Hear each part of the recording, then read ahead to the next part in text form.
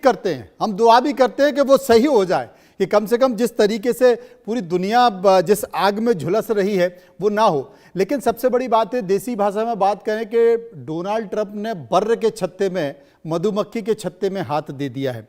एक तो धार्मिक नेता आयतुल्लाह खमनेई को मार दिया, और जब मार दिया तो उनको लगा कि आपने सही कहा, उनको लगा कि अब सब कुछ खत्म हो गया, अब तो ईरान घुटनों पे आ जाएगा।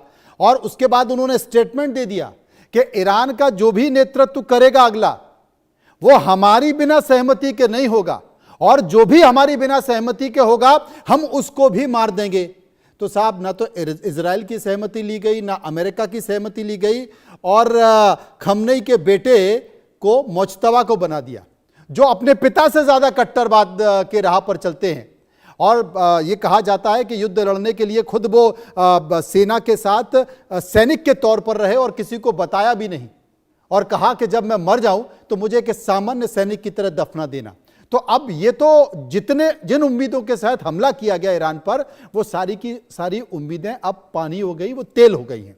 तो ऐसे में प्रोफेसर पटनायक, मैं आपसे पूछना चाह रहा हूं, ट्रंप साहब और नेतन्याहू क्या अपने बयानों से वापस होंगे कि भैया तुमने जिसको बना लिया है आप बना लो, आपको कट्टरवाद के तहत अगर ईरान को चलाना है आप ईरान को चला लो, हमको कुछ मतलब नहीं, हम अपना बोरिया बिस्तर लेकर वापस जा रहे हैं? क्या ऐसा हो सकता है?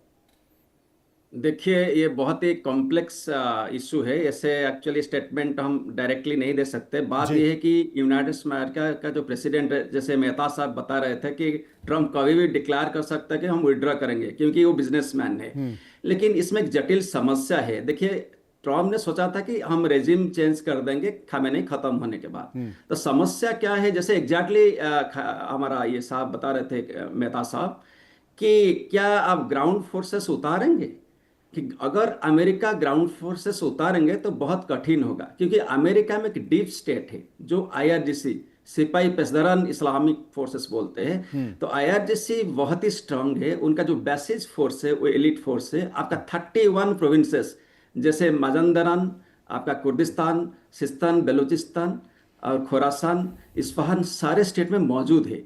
इसके बाद में इनका जो अलकुड्स फोर्स है वो आइडियोलॉजिकली एंड फिनेंशियली सपोर्ट करते हैं, जैसे एक्सिस ऑफ रेजिस्टेंस होती हमास एंड हिजबुल्लाह वगैरह को। थर्ड जो है इनका जो एक्चुअली इकोनॉमिक स्ट्रक्चर है, बेसिकली इसको बुनियाद बोलते हैं, ये इसका ऑब्जेक्टिव है टू हेल्प द पुअर। लेकिन इसमें प्रैक्टिकली क्या है ना, आईआरजीसी का फुल इकोनॉमिक कंट्रोल है। तो आईआरजीसी का जो आप देखेंगे वहाँ जो पोर्ट्स है, ऑयल से सारे जगह में आईआरजीसी का दबदबा है। तो आईआरजीसी का जो एक ट्रायंगुलर नेक्सस यहाँ है, जो कि आपका इकोनॉमी, सिक्योरिटी एंड पॉलिटिक्स। तो इसीलिए मेरे ख्याल से रेजिम चेंज बहुत ही डिफिकल्ट है, क्योंकि यहाँ के मल्टी लैड स्ट्रक्चर है, पॉलिटिकल स्ट्रक्चर है। इसके बाद आप देखिए उनका डेमोक्रेटिक स्ट्रक्चर भी अलग है, जो कि पेजेक्सियन का है। तो इसीलिए आप सोचेंगे कि हमने खामेनेई को खत्म कर दिया फिर दूसरे ला के बैठा देंगे, वो पॉसिबल नहीं है। तो इसीलिए बहुत ही डिफिकल्ट है। अगर वो ग्राउंड फोर्सेस उतारते हैं तो डिफिकल्ट टाइम अहेड, क्योंकि आप देखिए इनका एक्सपीरियंस है। आप देखिए वियतनाम वॉर में अमेरिका का डिफीट हुआ है। सेकेंडली आप देखिए आप अफगानिस्तान में ये लोग छोड़ के चले गए। इराक वॉर में देखिए सारे जगह में अमेरिका का फेलोर हुआ है। तो इसीलिए अगर ग्राउंड फोर्स उतरता है, वहाँ ये रॉक्ड माउंटेन्स है, उसमें देखिए एल्ब्रोस माउंटेन और जाग्रोस माउंटेन बहुत ही डिफिकल्ट टेराइन है। इसके बाद दस्ते कबीर, दस्ते लूट है, वो एक्चुअली डेजर्ट एरिया है, उसमें फाइटिंग करना एक्सट्रीमली डिफिकल्ट है। ओनली जो basis elite forces they are very much well acclaimed with the situation, लेकिन American forces they are not acquainted with the situation. तो मेरे ख्याल से जो regime change is extremely difficult. और रहा सवाल वापस करने का, क्योंकि इनका मेन ऑब्जेक्टिव है इजराइल का और ईरान का एक इडियोलॉजिकल कन्फ्लिक्ट है। देखिए जो थियोक्रेटिक रेजिम ऑफ ईरान है, दे आर एंटी जायनिस्ट। वो बोलते हैं कि destruction of the Zionist Iran, Zionist Israel, कि वो इसको टॉलरेट नहीं करते, नॉट ज्यूज बट जायनिज्म। तो इसीलिए आप देखिए जो इडियोलॉजिकल कन्फ्लिक्ट है, इसमें इजराइल कभी नहीं चाहेगा कि ईरान अपना बैलिस्टिक मिसाइल्स का रेंज बढ़ाए और न्यूक्लियर एनरिचमेंट करे, क्योंकि आप आज का दिन में आपका जितना भी माउंटेन का अंडरग्राउंड है सारे बैलिस्टिक मिसाइल्स है। उनका यूरेनियम एनरिचमेंट 63% हो चुका है।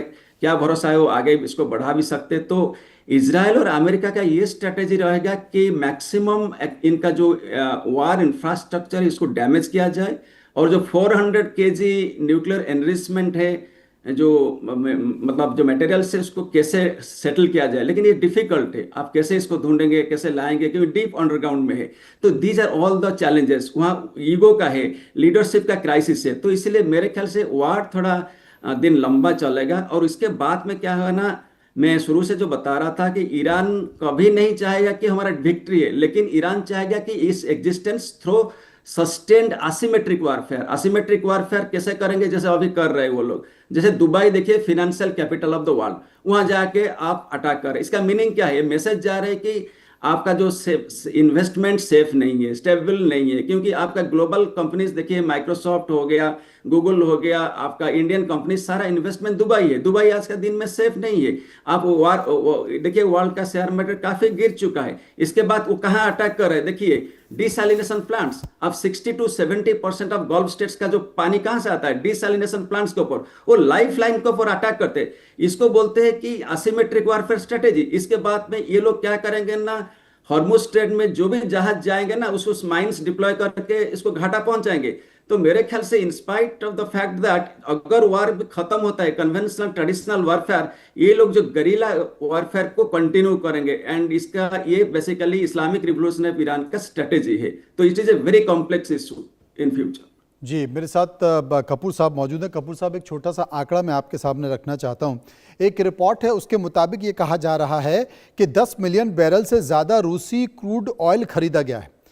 अब लगभग 15 बिलियन बैरल भारत के समुद्री इलाके में मौजूद है और 7 मिलियन बैरल सिंगापुर के पास है, जबकि भूमध्य सागर और स्वेज नहर से गुजरने वाले जो टैंकर भी भारतीय बंदरगाहों की तरफ जा रहे हैं। अगर सप्लाई ये पूरी हो जाती है तो भी ये भारत की भरपाई को नहीं कर सकते हैं। जो एनालिस्ट हैं, जो एक्सपर्ट हैं, वो बताते हैं कि जो क्रूड ऑयल भारत में उपलब्ध है वो क्रूड ऑयल की मांग का लगभग 4 दिन के बराबर है। ये मददगार तो है, लेकिन गेम चेंजर नहीं हो सकता। कितना बड़ा संकट अभी भारत के सामने है और भारत के पास अभी ऑयल रिजर्व कितना है, ज़रूरत कितनी है, और रूस से जो खरीदने की बात हो रही है क्या वो आ पाएगा? क्योंकि मेहता साहब कह रहे हैं कि 10 दिन से ज़्यादा बहुत हुआ तो 15 दिन से ज़्यादा नहीं चलेगा। पटनायक साहब कह रहे हैं कि नहीं, अभी ये लंबा चलेगा। देखिए, एक चीज को हमें एनालाइज करना पड़ेगा कि अगर आप स्टेप बाय स्टेप सिचुएशन को देखें कि यूनाइटेड स्टेट्स, क्योंकि उन्होंने जिस तरीके से एनालाइज किया था कि वो अपनी एक पपेट रूलर को ईरान के ऊपर बिठा देंगे, और जिस तरीके से सिचुएशंस ने टर्न ऑफ इवेंट्स जो सामने आए और उसमें दिखाई दिया कि जो नए उनके लीडर जिनको अपॉइंट किया गया है, और अभी लेटेस्ट इंफॉर्मेशन है कि जो नए लीडर अपॉइंट हुए हैं उनको Russia as well as China ने कंग्रेचुलेट किया है। तो इससे आप ये अंदाजा लगा सकते हैं कि यूनाइटेड स्टेट्स भी रीइवेल्युएट कर रहे हैं सिचुएशन को, और जब वो अपने एंड पे एनालाइज करके आप इंडिया को वेवर देते हैं और आप कहते हैं कि आप रशिया से अपनी आप इंपोर्ट जो ऑयल की रिक्वायरमेंट्स हैं उसको आप कंटिन्यू कर सकते हैं, तो इससे आप एनालाइज कर सकते हैं कि ये वो ऑलरेडी देख चुके हैं कि ये वॉर जो है शॉर्ट रन में नहीं, ये एक लॉन्गर रन की तरफ जारी है despite their best of efforts. तो ऐसे में मेरा ये मानना है कि एज ऑफ नाउ गवर्नमेंट का जो कहना है वो ये है कि उनके पास 50 डेज का स्टॉक जो है अवेलेबल है, लेकिन मेरा ये मानना है कि गवर्नमेंट को जो है इस टाइम जो है अपने एडिक्वेट स्टॉक्स जो हैं उसको ये मानते हुए और सोचते हुए कि ये वॉर अगर लंबी चलेगी तो अपनी रिक्वायरमेंट को एक सफिशिएंट स्टॉक लेवल्स को मेंटेन करने के लिए उनको रशिया के साथ जो है अगेन अपने कॉन्टैक्ट्स को एस्टेब्लिश करके और उनसे जो अपनी इंपोर्ट की जो चैनल है उसको जो है इंटैक्ट रखना पड़ेगा। क्योंकि देखिए जो सिचुएशन है उसमें मैं ये मानता हूं कि इंडिया के लिए एक चैलेंजिंग सिचुएशन बनेगी अगर ये लॉन्ग टर्म चीज चलती है। क्योंकि देखिए सिर्फ ऑयल की ही रिक्वायरमेंट नहीं है, अगर आप ये देखिए कि अगर हम ईरान के साथ देखें तो ईरान के थ्रू पास होने में जो हमारी एलपीजी की रिक्वायरमेंट है वो जो है काफी ह्यूज है, और more than half of India जो रिक्वायरमेंट है वो उसी चैनल के थ्रू आती है। तो मैं ये देखता हूं कि अगर ये वॉर लंबी चलेगी तो आप ये देखिए कि ऑयल के फ्रंट पे भी एलपीजी के फ्रंट पे भी हमारे को जो है एक उसका खामियाजा जो है वो भुगतना पड़ेगा। और ऐसे में जरूरी हो जाता है कि गवर्नमेंट के एंड पे पीएम मोदी जो है वो अपने एंड पे जो बेस्ट ऑफ एफर्ट्स हैं उन्हें करने चाहिए कि टू एंश्योर कि ये वॉर लंबी ना चले। वॉर लंबी ना चले। मेरे साथ मेहता साहब मौजूद हैं। मेहता साहब, इनके बीच ये तो सबको पता है कि ईरान लड़ने की स्थिति में नहीं है, उसके पास वो रसद नहीं है, वो हथियार नहीं हैं, उतने अत्याधुनिक फाइटर जेट्स नहीं हैं जो अमेरिका और इजराइल के पास हैं। बावजूद अगर ईरान नहीं डर रहा है, क्योंकि आपने भी बताया कि भाई अब तो उनके मुजतबा आ गए और सड़कों पर कहा जा रहा था कि वहाँ की जनता साथ छोड़ देगी, ऐसा नहीं हुआ। वहाँ की जनता साथ है, जश्न निकल रहा है, सब लोगों ने ईरान को स्वीकार कर लिया। शायद मुझे लगता है कि जिस तरीके से इजराइल और अमेरिका हमले कर रहा है वो ईरान की जनता को भी पसंद नहीं आए, उन लोगों को भी पसंद नहीं आए जो कभी जो कभी खमनी का विरोध कर रहे थे, सड़कों पर उतरकर विरोध कर रहे थे, उनके कट्टरवाद का विरोध कर रहे थे, उनकी नीतियों का विरोध कर रहे थे। वो सब के सब ईरान की उस कट्टरवाद सरकार के साथ खड़े हो गए हैं, इजराइल के खिलाफ और अमेरिका के खिलाफ। इसके बावजूद भी अगर ईरान डर नहीं रहा है तो फिर क्या कहें, कैसे समझें? देखिए, ऐसा है, किसी भी देश की सेना की फाइटिंग कैपेबिलिटी सिर्फ उसके पास हथियारों के साथ नहीं होती। सबसे बड़ी बात होती है सेना का अपना मनोबल और उनके साथ खड़े हुए देशवासियों का मनोबल। इस समय ईरान के पास दोनों है। बड़ी हैरानी की बात है कि ईरान की फौज का दोनों सेना का, आईआरजीसी का भी और देशवासियों का पूरा साथ और मनोबल उनके साथ है। तो अगर मनोबल पूरा साथ होना, ऐसे देश को कोई नहीं हरा सकता। और इसलिए ईरान जल्दी जल्दी हारने वाला नहीं है। अभी वैसे भी ईरान को कुछ ज्यादा करने की जरूरत नहीं है। स्टेट ऑफ हार्मोज को ही कंट्रोल कर लेगा, वही वही उसकी बहुत बड़ी जीत है। तो उसको ज्यादा करने की जरूरत कोई नहीं है। 2-4 ड्रोन, 5-6 ड्रोन रोज भेज दिए, वो काफी है, और स्टेट ऑफ हार्मोज कर दिया, तो उसकी तो जीत हुई है। वो अमेरिका को और इजराइल को मिलिटरीली तो हरा ही नहीं सकता, ये उसको पता है। जब देश का मनोबल उनके साथ है और फौज का मनोबल उनके साथ है, तो ऐसे देश को के साथ लड़ना बहुत मुश्किल है। और मैं फिर कहूंगा कि ट्रंप साहब ने ये एवेल्युएट कर लिया होगा कि अब मेरे को सत्ता परिवर्तन नहीं कर सकता, मैं रजीम चेंज वहां नहीं कर सकता, तो वो डेफिनेटली अपनी आर्मी को फुट ऑन ग्राउंड नहीं भेजेगा, क्योंकि वो बहुत महंगा पड़ेगा, बहुत ज्यादा नुकसान होगा, बहुत लोगों की कैजुअलिटीज होंगी अमेरिकन सोल्जर्स की वहां पे। इसलिए ट्रंप साहब ने, मैं आपको कह रहा हूँ, शायद हैरान ना होऊंगा, मे बी मैं बहुत विशफुल थिंकिंग कर रहा हूँ। ट्रंप साहब कल सुबह बोलते हमने इसकी अप्रूव कर दिया है, जो नया रजीम आया है उसको मैंने अप्रूव कर दिया। जैसे उन्होंने बोला कि हमने इंडिया को रशिया से ऑयल देने के लिए 1 महीने का वेवर दे दिया। ट्रंप साहब वो ये कह सकते हैं कि मुजतबा मेरे आगे गिड़गिड़ाए और उन्होंने कहा माफ कर दो, जो हो गया वो हो गया, हम अपने पिता की शहादत को भूल जाएंगे, तो मैंने माफ कर दिया, अब सब कुछ खत्म। सही कह रहे हैं आप।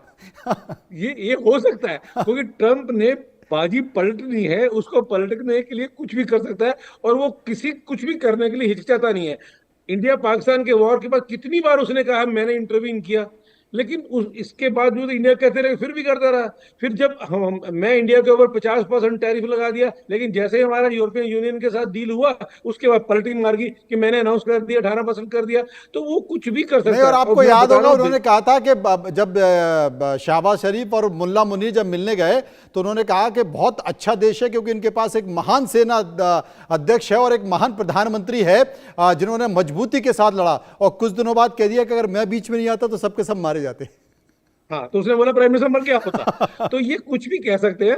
तो मैं कह रहा हूँ आप वेट करिए, शायद कल शाम तक आपको ये मैसेज आ जाएगा कि इसने मेरे को, मुजतबा ने मेरे को कहा और मैंने इसको अप्रूवल दे दिया, मैं इसको करता। अब मेरे को लगता है ये हमारी बात मानेगा, जैसे हम कहते हैं वो करेगा, इसलिए वॉर खत्म नहीं। लेकिन पटनायक साहब, प्रोफेसर पटनायक साहब, अब मुझे लगता है कि इनके कहने से इसलिए भी कुछ नहीं होगा क्योंकि मुजतबा तो कम से कम बयान देने के लिए है, ईरान तो कम से कम जवाब देने के लिए खड़ा हुआ है, और वो जब जवाब देने के लिए खड़ा हुआ है तो ये कुछ भी स्टेटमेंट देते रहे, ईरान उसे खारिज कर देगा, जैसे भारत ने खारिज कर दिया था। देखिए, ईरान इसी मोमेंट में बहुत स्टबर्न है। ये मेहता जी जो बता रहे थे एग्जैक्टली, ट्रम्प कुछ भी कर सकते हैं, सुबह भी बोल सकते हैं, शाम को भी बोल सकते हैं, उनका कुछ भरोसा नहीं है। लेकिन ईरान इस मोमेंट में बहुत भारी है, इसीलिए क्योंकि मैं शुरू से जब बोल रहा था, वो कभी नहीं चाहते कि कन्वेंशनल वार करके उनको हराएंगे, इनका कैपेबिलिटी नहीं है। अमेरिका का डॉलर्स जो है $800 बिलियन है वॉर इकोनॉमी, इनका कितना है $8 बिलियन, तो 100 टाइम्स हायर। तो लेकिन इसमें क्या है ना, ये असिमेट्रिक वार कंटिन्यू करेंगे। देखिए वो लोग असिमेट्रिक वार 1980 से चला रहे, तो असिमेट्रिक वार करने के लिए कुछ प्रॉब्लम नहीं। जैसे Mehta ji exactly I am very much agreed with this point, क्योंकि हरमुज स्ट्रेट के ऊपर अटैक करना है। जैसे वेस्टर्न शिप्स जाएंगे और टुवर्ड्स इजराइल और वेस्टर्न कंट्रीज, तो उसके ऊपर थोड़ा मोड़ा अटैक कर देने में काम इनका बस उनका achieve काम हो जाएगा। बिल्कुल, समय खत्म हो रहा है। कपूर साहब कुछ कहना चाह रहे हैं? कपूर साहब जल्दी से। मैं सिर्फ 2 चीज कहना चाहूंगा कि डोनाल्ड ट्रंप को, जैसा भी अब बाकी सभी पैनलिस्ट ने, दोनों ने सेम चीज कही कि ऑन फेस वैल्यू नहीं लिया जा सकता। और मैं 2 इंस्टेंसेस दूंगा, आप इससे अंदाजा लगा सकते हैं कि कितना मेजर कॉन्ट्रोडिक्शन है उन्हीं के ही थॉट प्रोसेस में। जब वो प्रेसिडेंट नहीं बने थे यूनाइटेड स्टेट्स के, और इलेक्शन से पहले उन्होंने ये कहा था कि अगर मैं पावर में आया तो मैं Russia Ukraine war with in 24 hours finish करवा दूंगा। और आज आप ये देखिए कि एक तरफ वो वॉर खत्म